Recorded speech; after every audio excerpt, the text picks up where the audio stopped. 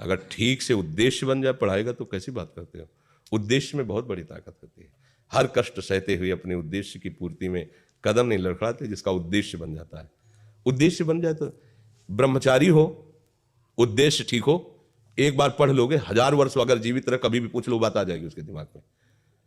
अब नाना प्रकार की क्रियाओं से ब्रह्मचर्य का नाश करे, अपने उद्देश्य का नाश करे, तो फिर यही बातें होती जो आप कह रहे हो। कक्षा 9 पढ़े, व्याकरण नहीं पढ़े, शास्त्री नहीं पढ़े, कहीं दूसरी जगह ऐसे नहीं गए कि बैठ के सत्संग सुन के और सीख के बोल रहे हैं, तो भगवद आश्रित हो जाओ सब। अब आप खुद समझना हमारी बात को, आप खुद अपना नाश कर रहे हैं। ब्रह्मचर्य का नाश, वीर का नाश, जीवन का नाश है। ब्रह्मचर्य अगर सही है, आपने किसी तरह इधर उधर, तो ये प्रश्न ही नहीं रहेगा। जिधर दृष्टि डालोगे उधर जय होती चली जाएगी। आजकल के बच्चे, नौजवान इसको मनोरंजन समझते हैं और उनको सलाह भी ऐसी मिलती है कि हम जैसे बोल रहे हैं ब्रह्मचर्य के लिए, तो डॉक्टर और आपको जो इधर सांसारिक प्रोत्साहन देने वाले हैं वो आपको सलाह देंगे। हमें तो अंग्रेजी का शब्द नहीं याद है,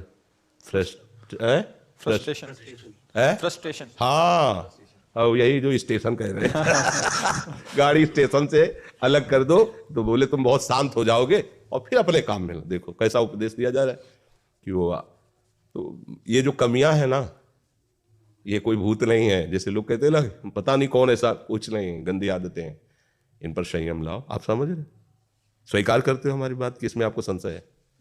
हाँ, तो आप देखो, हम आज ही सत्संग में बोल रहे थे, हमारे रक्त का स्वभाव है ऐसे, जैसे कट जाए ना तो उसका स्वभाव थोड़ी देर में गाढ़ा होने की कोशिश करेगा। यदि कहीं फ्लो वाली नस कट गई तब तो आपको वहाँ डॉक्टरी की जरूरत है। अगर ऐसे कहीं त्वचा में ऐसे, तो उसका स्वभाव गाढ़ा हो जाना, वो थोड़ी ही देर में वो अपने आप को बांध लेगा, क्योंकि रक्त का एक स्वभाव होता है। अगर वो बाहर किसी तरह भी आया तो ठंडा होकर गाढ़ा हो जाएगा, वो रोक लेगा। इसकी आखिरी परिणति है वीर्य, वो स्वयं से नहीं निकलता, वो इससे भी गाढ़ी वस्तु है, वो घर्षण से निकलता है। अगर आप उसको गर्म न करें चिंतन के द्वारा, क्रिया के द्वारा, तो नहीं निकलेगा। और जब हम उसको, तो फिर वो जीवन को नष्ट, प्राय इस पर बच्चियां ध्यान ही नहीं देते कि ये कोई मार्ग भी है। और परिणाम क्या होता है कि फिर वो संसार में, जिसे डिप्रेशन कहते हैं, मानसिक रोग से ग्रसित हो जाते हैं, क्योंकि इसका परिणाम यही है। या तो आपको प्रमाद और आलस्य युक्त होकर समाज से अलग पड़ा रहना पड़ेगा, और या फिर आखिरी कि आत्महत्या कर लें, ऐसी सलाह आपका मन देगा, ऐसी स्थिति में पहुंचा देगा। इसलिए हमें लगता है जब तक ब्याह ना हो तब तक ब्रह्मचर्य से रहो, ब्याह भी हो जाए तो संयम से रहे। ये जीवनी शक्ति है, ये किसी के साथ खिलवाड़ नहीं करना चाहिए। पढ़ाई लिखाई वो कैसे तुम्हें बताए, अभी आप छेड़ना मत। जैसे लोग कहते ना, मैं बहुत परेशान हूं, कुछ करता नहीं हूं, ऐसा हो जाता है वैसा हो जाता है, तो आपको हम बता रहे रक्त का स्वभाव है जैसे, तो इसकी आखिरी परिणति है वो वीर। उसका स्वभाव नहीं है बहना, उसका स्वभाव ऐसा है, उसको जब तक ताप नहीं लगेगा तब तक वो बाहर नहीं हो सकता।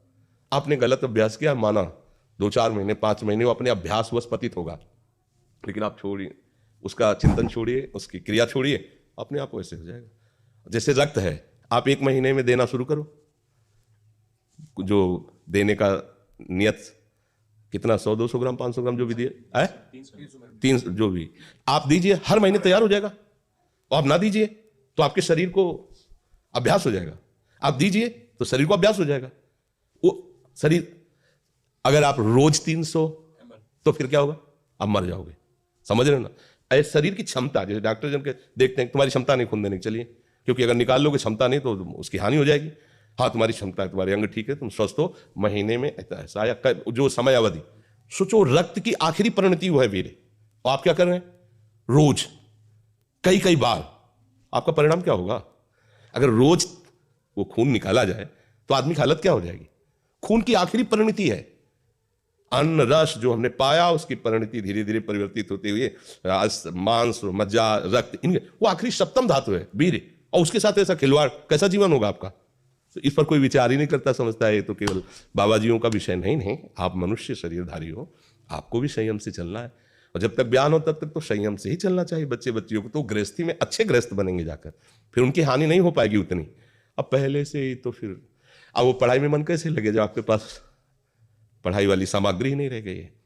पहले क्या होता था, जैसे गुरुकुलों में स्मृति आपकी कमजोर हो रही है तो मेधा शक्ति बलवान करने के लिए ब्राह्मी उसको पिलाई जाती थी, ब्राह्मी है ये चीजें। क्यों? क्योंकि उनमें इतनी शीतलता, उनमें पौष्टिकता है कि वो वीर का वर्धन करके वीर को रोकेंगी। खास बात उसमें होती थी।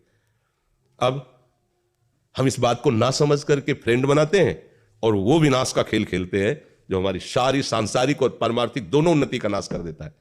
अब उस प्रश्न का क्या होता है? अब उसके लिए क्या सलाह? आप सही ढंग से रहो, अच्छा खाओ पियो, थोड़ा व्यायाम करो, सबके प्रति पवित्र भाव, अभी आप आनंद में आने लगोगे। और जैसी आदतें आजकल हो रही, आनंद वाली तो है नहीं, ये तो पतन वाली ही है।